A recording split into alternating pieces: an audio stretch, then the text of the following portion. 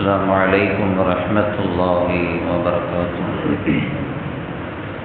وعن عمرو بن شعيب رضي الله تعالى عنه قال عمرو بن شعيب رضي الله تعالى عنه அறிவிக்கிறார்கள் நஹா ரசூலுல்லாஹி ஸல்லல்லாஹு அலைஹி வஸல்லம் பெருமானார் ஸல்லல்லாஹு அலைஹி வஸல்லம் அவர்கள் தடை செய்தார்கள் அனிஷ்ராஹி வல் பைஇ ஃபில் மஸ்ஜித், அல்லாஹ்வினுடைய இறையில்லங்களில் வியாபாரம் செய்வதை தடை செய்தார்கள். மேலும் அன் துன்ஷத ஃபீஹி லால்லத்துன், தொலைந்து போன பொருளை தேடி அறிவிப்பு செய்வதையும் பெருமானார் ஸல்லல்லாஹு அலைஹி வஸல்லம் அவர்கள் தடை செய்தார்கள் என்று அம்ர் இப்னு ஷுஐப் ரலியல்லாஹு தஆலா அன்ஹு அவர்கள் அறிவிக்கக்கூடிய இந்த ஹதீஸ் அபூ தாவூதிலே இடம்பெற்றிருக்கிறது. பள்ளிவாசலில் பேண வேண்டிய ஒழுங்குகள், பள்ளிக்கு தொழ வரக்கூடியவர்கள் கடைபிடிக்க வேண்டிய விஷயங்கள், இதையெல்லாம் நாம் ஹதீஸின் வழியாக நாம் தொடர்ந்து பார்த்து வருகிறோம். அந்த வகையில் அல்லாஹ்வினுடைய இறை இல்லங்களாக இருக்கக்கூடிய பள்ளிவாசலுக்குள் எதை செய்ய வேண்டும், எதை செய்யக்கூடாது என்பதை மார்க்கம் நமக்கு தெளிவுபடுத்தி இருக்கிறது. இங்கே பள்ளிக்குள் வைத்து வியாபாரம் செய்வதையோ வியாபார ஒப்பந்தங்கள் நடைபெறுவதையோ இஸ்லாம் தடை செய்தது. அதே போன்று ஒரு பொருள் காணாமல் போயிடுச்சு அப்படின்னு சொன்னால் அந்த காணாமல் போன பொருளை பள்ளிக்குள் வைத்து ஏலான் செய்து அறிவிப்பு செய்து அதை தேடுவதற்காக முயற்சிப்பதும் பள்ளிகள் தடை செய்யப்பட்டிருக்கிறது. ஒரு செல்ஃபோன் காணாமல் போச்சு, அல்லது ஒரு பர்ஸு காணாமல் போச்சு, ஒரு வண்டிச்சாவி காணாமல் போயிடுச்சு, பணம் காசு காணாமல் போச்சு, இந்த மாதிரி என்னுடைய பர்ஸு காணாமல் போயிடுச்சு, என்னுடைய வண்டிச்சாவி காணோம், யாராவது பார்த்தீங்களா அப்படின்ட்டு உள்ளே இருந்து யாரும் அறிவிப்பு செய்யக்கூடாது. அதை பெருமானார் ஸல்லல்லாஹு அலைஹி வஸல்லம் அவர்கள் தடுத்திருக்கிறார்கள். எந்த அளவிற்கு சொல்லித்தரப்பட்டிருக்கிறது என்றால், ஸல்லல்லாஹு அலைஹி வஸல்லம் சொன்னாங்க, மன் சமிஅ ரஜுலன் யன்ஷுது லால்லத்தன் ஃபில் மஸ்ஜித், பள்ளிக்குள் நின்று கொண்டு காணாமல் போன ஒரு பொருளை அறிவிப்பு செய்து ஒருவர் தேடிக்கொண்டிருக்கிறார் என்பதை நீங்கள் பார்த்தால், கேள்விப்பட்டால், ஃபல்யகுல், அவர் சொல்லட்டும், லா ரத்தஹல்லாஹு அலைஹி, உனக்கு அந்த பொருள் காணாமல் போகட்டுமாக, திருப்பி கிடைக்காம போகட்டும் அப்படின்னு சொல்லியிருங்க. ஏன்னா ஃபைனல் மசாஜித லம் துபன லிஹாதா, அல்லாஹ்வினுடைய இறை இல்லங்கள் இதற்காக அது அமைக்கப்படவில்லை, கட்டப்படவில்லை. நீங்கள் எங்கேயாவது காணாமல் போன ஒரு தொலைஞ்சு போன ஒரு பொருளை இங்கே வந்து அறிவிப்பு செஞ்சு தேடுறதுக்காகவா இந்த பள்ளி கட்டப்பட்டிருக்கிறது? இபாதத் செய்வதற்கும் அல்லாஹ்வை தொழுவதற்கும் துவா செய்வதற்குமாக கட்டப்பட்ட இந்த பள்ளியில் வைத்துக்கொண்டு காணாமல் போன பொருளை அறிவு செய்யக்கூடாது என்று பெருமானார் ஸல்லல்லாஹு அலைஹி வஸல்லம் கண்டித்தார்கள். எந்த அளவிற்கு இமாம்கள் சொல்லுகிறார்கள் என்றால், காணாமல் பொருள் அது ஒரு சாதாரண பொருளாக இருந்தாலும் சரி, அல்லது குழந்தையாக அல்லது ஆளாக இருந்தாலும் சரி, பள்ளிக்குள்ளே வச்சு அறிவு செய்யக்கூடாதான். என்னுடைய குழந்தையை கூட்டு வந்தால் காணோம், யாராவது பார்த்தீங்களா, அதை கூட பள்ளிக்குள்ளே வச்சு சொல்லக்கூடாதுன்னு சொல்கிற அளவுக்கு பள்ளியினுடைய கண்ணியம் பேணப்பட்டு இருக்கிறது. குழந்தையை காணன்னா கூட இங்கே பேசக்கூடாதான், இங்கே சொல்லக்கூடாதான். ஆனால் அப்படின்னு சொன்னால் வெளியே நின்று வரக்கூடிய மக்கள்கிட்ட வெளியே நின்று கேட்கலாம், இங்கே இருந்து அறிவிப்பு செய்யக்கூடாதுங்கிறாங்க.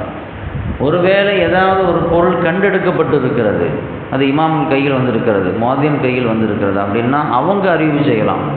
இந்த மாதிரி ஒரு பைக் சாவி கிடச்சிருக்கு, யாராவது யார் சாவின்னு தெரிஞ்சுன்னா வாங்கிக்கோங்க அப்படின்னு சொல்கிறதுக்கு அனுமதி தரப்பட்டிருக்குதான். அதுவும் கூட முசல்லிகளுக்கு இடையூறு இல்லாத வகையில், தொழக்கூடியவர்களுக்கு அவர்களுடைய கவனத்தை சிதறாத வகையில் அதை செய்ய வேண்டும் என்று நமக்கு சொல்லித்தரப்பட்டிருக்கிறது. நம்ம பள்ளிக்குள் பேண வேண்டிய ஒழுங்குகள் நிறைய இருக்குது. அதை நாம் சரியான முறையில் அதை பேண வேண்டும். இன்றைக்கி சாதாரணமாக ஒரு ஆஃபீஸ்க்குள் நுழைஞ்சா, ஒரு கம்பெனிக்குள்ளே நுழைஞ்சா 1008 ரூல்ஸ் போட்டிருக்கிறான். இது டோன்ட் டச்னு போட்டிருப்பான், இதை தொடக்கூடாது, இங்கே நெருங்கக்கூடாது, நோ என்ட்ரி, இதுக்குள்ளே நீங்கள் வரக்கூடாது அப்படின்னு போட்டிருப்பான். ஃபோன் கால்ஸ் நாட் அலோடு, இந்த இடத்துல நீங்கள் ஃபோனை யூஸ் பண்ணக்கூடாது, ஃபோன் பேசக்கூடாது அப்படின்னு போட்டிருப்பான். Keep silent in this area, இந்த ஏரியாவில் நீங்கள் பேசக்கூடாது, அமைதியாக தான் இருக்கணும் அப்படின்னு 1008 ரூல்ஸ் போட்டிருப்பான். அங்கே அதை பார்த்தோன்னே நாம் அதை ஃபாலோ பண்ணுறோம். அங்கே ஃபோன் பேச மாட்டோம், அந்த இடத்துல உட்கார மாட்டோம், அந்த இடத்துக்கு நுழைய மாட்டோம். சாதாரண ஒரு கம்பெனிகளுக்கு அந்த மாதிரி ரூல்ஸ் போட்டிருக்கான். எதுக்கு அப்படின்னு சொன்னால், அங்கே வேலை செய்யக்கூடியவங்களுக்கு இடையூறு ஏற்படும், அங்கே செய்யக்கூடிய பணிகளுக்கு அது இடையூறாக அமையும். அப்படிங்கிறதுனால தான் அத்தனை ரூல்ஸ் போட்டிருக்கிறான். செய்யக்கூடிய பணிகளெல்லாம் மிக உயர்ந்த பணியாக மார்க்கத்தினுடைய பணிகள் இருக்கிறது, அல்லாஹ்விற்காக செய்யக்கூடிய இபாதத்துகள் இருக்கிறது. அந்த இபாதத்துகளுக்கு எந்த வகையிலும் இடையூறு வந்துடக்கூடாது அப்படிங்கிறதுக்காகத்தான் பள்ளியில் இந்த மாதிரியான விஷயங்கள் எல்லாம் பேண வேண்டும் என்று நமக்கு சொல்லித் தரப்பட்டிருக்கிறது. ஒருவர் அல்லாஹ்வோடு பேசி கொண்டிருக்கிறார், அப்படி பேசி கொண்டிருக்கக்கூடிய அந்த தொழுகையாளிக்கு எந்த வகையிலும் நம் கவனத்தை சிதறடிக்கிற மாதிரி எந்த காரியத்தையும் செஞ்சிடக்கூடாது.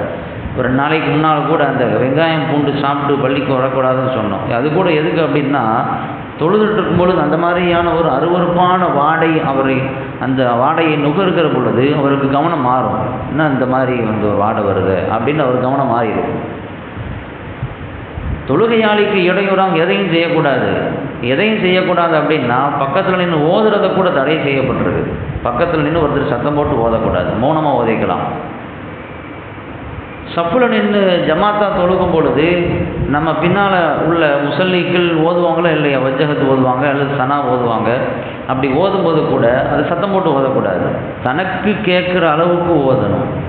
ஒரே அடியாக சத்தம் இல்லாமையும் ஓதக்கூடாது, சத்தம் போட்டும் ஓதக்கூடாது. எந்த அளவுக்குன்னா, தனக்கு கேட்குற அளவுக்கு ஓதணும், பக்கத்தில் நிற்கிறவளுக்கு கேட்கக்கூடாது. சில பேர் பார்த்தீங்கன்னா சத்தம் போட்டு ஓதுவாங்க, பக்கத்தில் நிற்கிறவங்களுக்கு என்ன ஓதுறாங்கன்னு அப்படி கேட்கும். அப்படி ஓதுறது கூட தடை செய்யப்பட்டிருப்பதாக இமாம்கள் அவங்க சொல்கிறார்கள். ஏன்னா அந்த தொழக்கூடிய அவருக்கு அது இடையூறாக ஆகும் என்ற காரணத்தினால். பள்ளியில் இவ்வளோ விஷயங்கள் பேண வேண்டிய செய்திகள் நமக்கு இருக்கிறது, அதெல்லாம் நாம் கவனத்தில் கொள்ளணும். இந்த காணாமல் போன பொருளை அறிவு செய்வது கூடாது அப்படிங்கிற சட்டத்துக்குள்ளே இந்த விளம்பரங்கள் வைக்கிறாங்கள்ல, அதுவும் இந்த சட்டத்துக்குள்ளே வந்துடும். கடை விளம்பரங்கள், அது மாதிரி கம்பெனி விளம்பரங்கள், ஏதாவது போஸ்ட்டுகள் போடுறாங்க அப்படின்னா அது பள்ளிக்குள்ளே போடக்கூடாது. பள்ளிக்குள்ளே போடுறதுக்கு அனுமதி இல்லை. ஏன்னா ஒரு விஷயத்தை வார்த்தையால் சொல்வதும் ஒன்று தான், எழுத்து வடிவில் அதை அறிவு செய்வதும் ஒன்று தான். ரெண்டுக்குமே வேலி ஒன்று தான். பெருமானார் ஸல்லல்லாஹு அலைஹி வஸல்லம் அவர்கள் இஸ்லாத்தை அழைப்பு பிரச்சாரம் செய்கின்ற பொழுது வாய் வழியாகவும் அழைப்பு செய்தார்கள், கடிதத்தின் மூலமாகவும் அழைப்பு செஞ்சாங்க. ஹிஜ்ரி 6ஆம் ஆண்டுக்கு பிறகு மதீனாவை சுற்றி இருக்கக்கூடிய அத்தனை அரசர்களுக்கும் மன்னர்களுக்கும் கடிதத்தின் மூலமாக இஸ்லாத்தினுடைய அழைப்பை கொடுத்தார்கள். அது இஸ்லாத்தில் மிக முக்கியத்துவமான இடத்தை பெறுகிறது. வாய் வழியாக சொல்கிறது ஒன்று தான், எழுத்தின் மூலமாக அதை காண்பிப்பதும் 2 சட்டம் ஒன்று தான்.